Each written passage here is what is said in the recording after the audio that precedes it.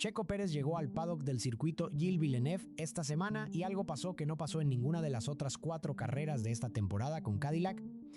Fans mexicanos y latinoamericanos que hicieron el viaje desde Estados Unidos específicamente para estar en Montreal lo esperaban en la entrada del autódromo. Y el recibimiento no fue el de un piloto que llegó 16º en la última carrera con el 11º equipo de la parrilla. Fue el de alguien que tiene algo especial con este circuito que ningún número en el clasificador puede explicar. Suscríbete y activa la campana, acá te damos la información que ESPN no te da. El trazado de Montreal es un escenario que le trae recuerdos sumamente gratos a Checo a lo largo de su trayectoria profesional en la categoría reina. Pero lo que hace que el regreso de esta semana sea diferente a todos los anteriores no es la historia, es el contexto en el que llega. Y para entender ese contexto hay que contar la historia desde el principio. Infobae porque Checo y Montreal tienen una relación que no empezó bien.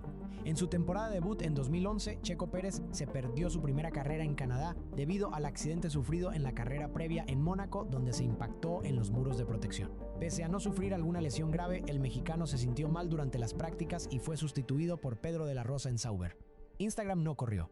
El circuito que ahora siente como suyo, la primera vez que debería haberlo corrido lo vio desde afuera por las consecuencias de un choque en Mónaco. Y ese año, desde las tribunas o desde su cama recuperándose, prometió que iba a volver. Un año después volvió, y lo que hizo en ese circuito cambió todo. Era el 10 de junio de 2012. Checo llegó a Montreal con los frenos fallando en la clasificación del sábado. Para 2012, el mexicano tuvo revancha en Montreal y nuevamente con Sauber subió al podio en el tercer lugar, tras una épica remontada desde la 15ª posición de salida. Fue el segundo podio para el mexicano en su historia en la Fórmula 1. Infobae 15º, con los frenos fallando, en su primera vez en ese circuito, y terminó tercero pasando a Fernando Alonso a 2 vueltas del final en la recta del último sector.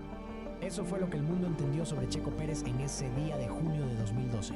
Que cuando las condiciones son peores es cuando hace sus mejores carreras, que gestiona los neumáticos mejor que casi nadie en la parrilla, y que en el momento exacto cuando el rival no puede defender, Checo aparece y pasa. Canadá también representa un circuito especial para Sergio Pérez, quien ha conseguido actuaciones importantes en Montreal a lo largo de su carrera en Fórmula 1, incluyendo un podio en 2012.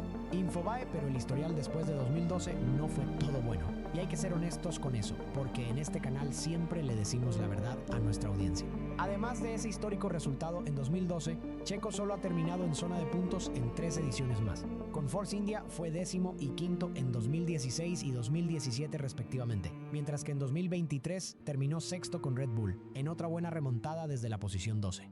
Infobae y hubo momentos muy duros. En 2014 Checo estaba tercero en la última vuelta cuando otra carrera que terminó antes de tiempo en el circuito que más lo marcó. Pero este año 2026 es diferente a todos esos años. Y la diferencia no está en el auto, ni en el circuito, ni en el clima, está en cómo llega Checo a Montreal esta semana. En todos los años que corrió acá con Red Bull, Checo llegó bajo una presión que muy pocos pilotos del mundo pueden entender. Llegó como el piloto número 2 de un equipo que peleaba por el campeonato, con la pregunta permanente de si seguía o no seguía.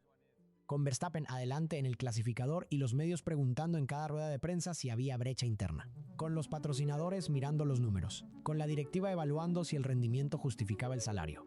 Esa presión no te deja correr libremente. Esa presión hace que en la vuelta 54 del Gran Premio de Canadá, cuando el auto empieza a moverse en la entrada de una curva, la reacción sea un poco más lenta de lo que debería porque una parte de la cabeza está pensando en lo que pasa si tocas el muro. Esta semana, por primera vez en muchos años, Checo llega a Montreal sin esa presión. Llega con Cadillac, el 11º equipo, el que construyó desde cero. El que en Miami juntar todo al mismo tiempo, que las mejoras técnicas funcionen en el circuito correcto, que el piloto que gestiona mejor los neumáticos del pelotón esté en el circuito donde la gestión de los neumáticos decide las posiciones, que las piezas nuevas que Cadillac trae resuelvan el problema de manejo que Checo identificó con precisión quirúrgica en el Media Day. La escudería estadounidense presentará una serie de mejoras para el Mach 26, buscando acercarse a la pelea por puntos en una temporada que ha sido complicada para el nuevo equipo. Entre las modificaciones destacan ajustes aerodinámicos en el difusor, nuevos conductos de freno delanteros y cambios en la suspensión. Elementos que buscan mejorar la estabilidad del monoplaza, principalmente en frenadas y zonas de pianos. Jornada de motor y frenadas y zonas de pianos. El circuito Gilles Villeneuve tiene exactamente ese perfil en casi cada curva del trazado. La horquilla del casino es la curva más lenta del calendario con una frenada durísima antes de ella. Las chicanes son zonas de piano sobre piano donde la suspensión trabaja al máximo. Y el muro de los campeones en la última chicane antes del pit lane es el punto donde los autos que tienen estabilidad de frenada correcta pasan sin problemas y los que no. Bueno, Checo lo sabe mejor que nadie lo que pasa cuando no tenés esa estabilidad en esa curva específica. Y hay algo más del recibimiento de esta semana en Montreal que ningún medio está contando correctamente. Porque el recibimiento de Checo en el paddock del Gilles Villeneuve no fue solo el de los fans que llegaron desde México o cruzaron la frontera desde Estados Unidos. Fue el de un paddock entero que lo vio volver después de un año afuera, con un equipo nuevo, sin garantías de nada, con los datos diciendo que está en el fondo de la parrilla. Y de todas formas completando todas las carreras, todas, mientras compañeros de otros equipos abandonaban. Esa persistencia, ese "we keep pushing" que Checo mismo publicó en sus redes después de Miami, es lo que el paddock ve cuando lo mira llegar a Montreal esta semana. No el subcampeón del mundo de 2023, no el piloto de Red Bull con el auto dominante. El Checo Pérez que en 2012 largó 15º con los frenos fallando y terminó tercero porque creyó que podía. Las características de la pista canadiense, conocida por sus extensas rectas de alta velocidad y sus severas zonas de frenado, suelen adaptarse de gran manera a las principales virtudes conductivas del piloto de Guadalajara. Infobae, eso no es casualidad. Es porque el podio de 2012 pasó aquí y no en Silverstone o en Monza. Este circuito está diseñado para premiar exactamente lo que Checo hace mejor. Y en 2026, con un auto que está mejorando carrera a carrera, con 4 piezas nuevas apuntando al problema correcto, y con el piloto más libre que estuvo en años, ese recibimiento en el paddock dice algo que los datos todavía no pueden confirmar, pero que el circuito ya sabe. Que Checo y Montreal todavía tienen historia por escribir. Debate final, 2 preguntas, queremos tus respuestas en los comentarios.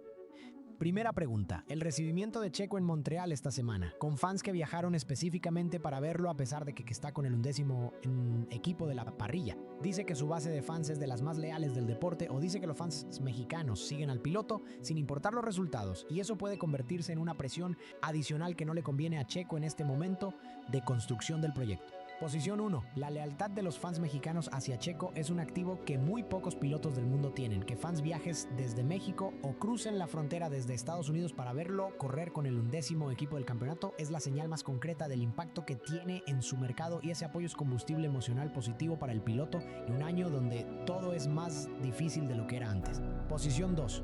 Cuando los fans esperan mucho de un piloto en un circuito específico por su historia en ese lugar, esa expectativa puede convertirse en presión adicional. Checo tiene la carga emocional del podio de 2012, de los abandonos, de la historia con ese circuito. Y llegar con un auto que objetivamente no puede repetir. Ese resultado puede generar una tensión entre lo que los fans quieren y lo que el auto puede dar. Segunda pregunta. Si Cadillac junta todo al mismo tiempo en Canadá, como dijo Checo, y llega a la zona de puntos en el domingo, ¿ese resultado cambia la narrativa de la temporada de Cadillac o es solo un resultado puntual que no dice nada sobre la evolución real del equipo? Posición 1. El primer punto de la historia de un equipo cambia completamente la energía interna.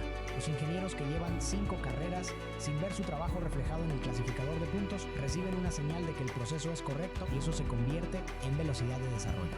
El impacto de los primeros puntos de Cadillac, Baum largó 15º con los frenos fallando y terminó tercero. El circuito donde en 2014 estuvo tercero en la última vuelta y no llegó por un choque que no fue su culpa. El circuito donde en 2024 tocó el muro y con el mismo piloto que en 2012 demostró que en este circuito, cuando las condiciones son las peores, es cuando Checo Pérez hace sus mejores carreras. Nosotros siempre vamos a estar del lado de Checo. Y lo que creemos esta semana es que Montreal todavía le debe algo a él. Suscríbete y activa la campana. Mañana a las 3:30 horas Argentina arranca la práctica libre y estamos acá con todo en tiempo real desde el primer metro. No te lo pierdas.